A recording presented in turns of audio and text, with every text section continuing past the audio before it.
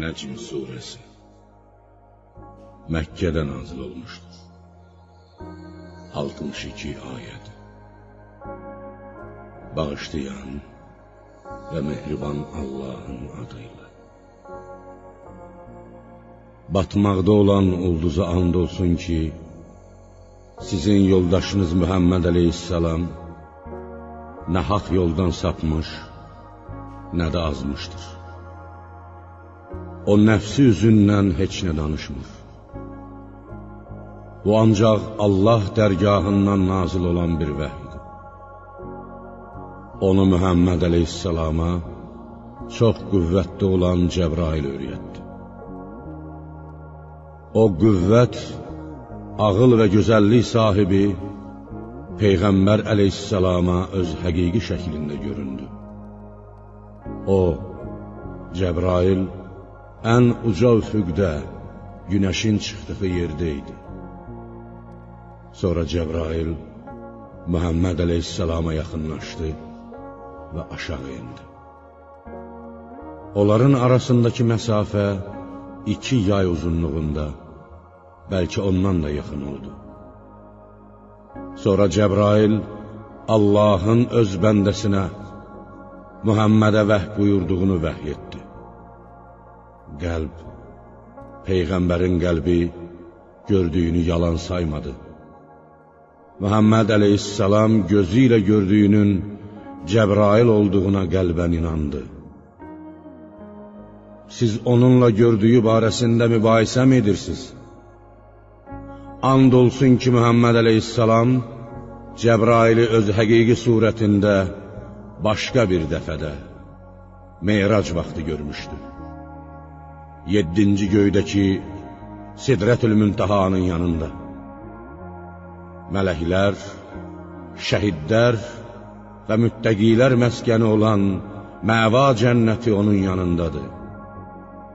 O zaman sidrəni nələr bürümüşdü, nələr.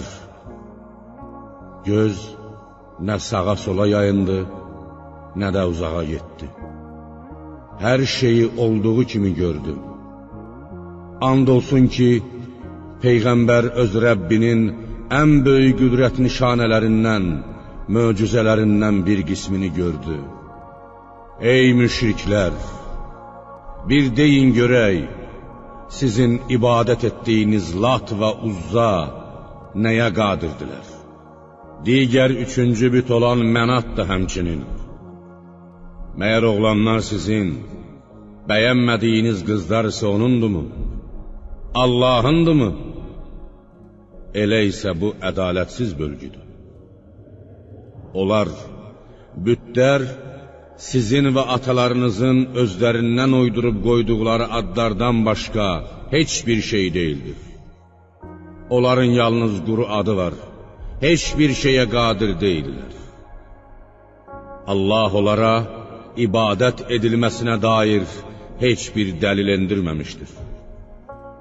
Onlar, müşriklər, yalnız zənnə və nəfslərindən gələn istəklərə uyarlar. Halbuki Rəbbindən onlara haqq yolu göstərən rəhbər, Qur'an və Peyğəmbər gəlmişdir. Yoxsa insan istədiyi hər şeyə nail ola bilər? Xeyr, bu mümkün deyildir. Müşriklərin çox istəməsinə baxmayaraq, bütlər onlar üçün Allah dərgahında heç bir şəfaət edə bilməzlər. Ahirətdə, dünyada ancaq Allahındır. Göylərdə neçə-neçə mələklər vardır ki, onların şəfaəti heç bir fayda verməz. Ancaq Allah öz istədiyi və razı olduğu kimsəyə, mələyə, yaxud möminə izin verdikdən sonra onun şəfaəti fayda verər. Həqiqətən, ahirətə inanmayanlar, mələklərə, onların Allahın qızları olduğunu iddia edərək, qadın adları verirlər. Onlar buna dair heç bir şey bilmir, yalnız zənnə qapılırlar. Zənn isə əsla həqiqət ola bilməz. Artıq, ya Peyğəmbər, bizim Qur'anımızdan üz çevirib, dünya həyatından başqa bir şey istəməyənlərdən üz döndər. Onların bildiyi elə bu qədərdir. Şübhəsiz ki, sənin Rəbbin haqq yoldan azanı da, doğru yolda olanı da ən gözəl tanıyandır. Göylərdə və yerdə nə varsa hamısı Allahındır. O pislik edənlərə əməllərinin cəzasını verəcək, yaxşılıq edənləri isə ən gözəl mükafatla mükafatlandıracaqdır. O yaxşılıq edənlər ki, kiçik günahlar, xətalar istisna olmaqla, böyük günahlardan və rəzil işlərdən, zinadan çəkinərlər. Həqiqətən sənin Rəbbin çox bağışlayandır. Sizi torpaqdan yaradan da, siz analarınızın bətinlərində rüşeym halında olanda da, sizi ən gözəl tanıyan odur. Özünüzü təmizə çıxartmayın. O, Allahdan qorxub pis əməllərdən çəkinənin kim olduğunu ən gözəl biləndir. Ya Peyğəmbər, indi gördünmü imandan dönəni, biraz pul, mal verib, qalanına xəsisliyi göstərəni? Məyər o qeybi bilirmi ki, öz dostunun əzabına yüklənə biləcəyini görsün? Yoxsa ona Musanın səhifələrində olanlar xəbər verilmədi? Və əhdə çox vəfalı olan, Allah qarşısındakı borcunu layiqincə ödəyən İbrahimin sühüfündəkilər bildirilmədi? Tövratda və İbrahimin səhifələrində deyilənlər bulardı. Heç bir günahkar başqasının günahına yüklənməz. İnsana ancaq öz zəhməti, səyi, çalışması, əməli qalır. Şübhəsiz ki, qiyamət günü onun zəhməti, səyi, əməli görünəcəkdir. Sonra da ona zəhmətinin, əməlinin tam əvəzi veriləcəkdir. Həqiqətən, axır dönüş sənin Rəbbinədir.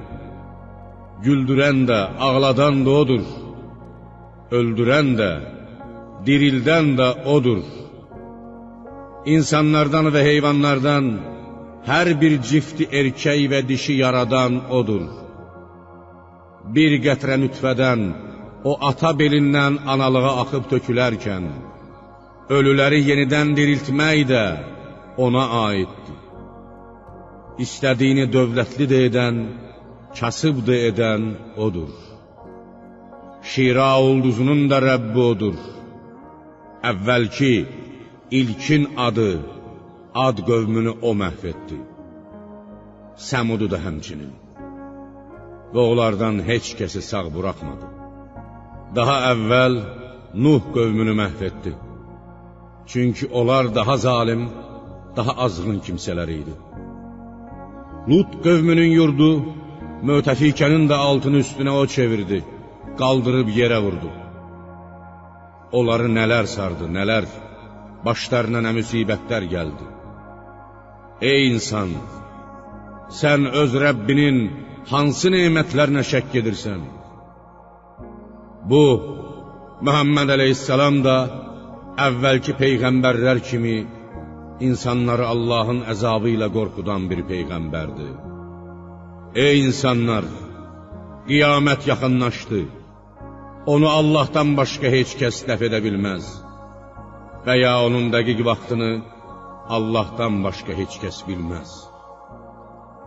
İndi siz bu kəlama, Qur'ana təəccüb mü edirsiniz? Həm də gülürsüz, heç ağlamırsınız. Siz qəflət içində oynayır, əylənirsiniz, ona etina etmirsiniz.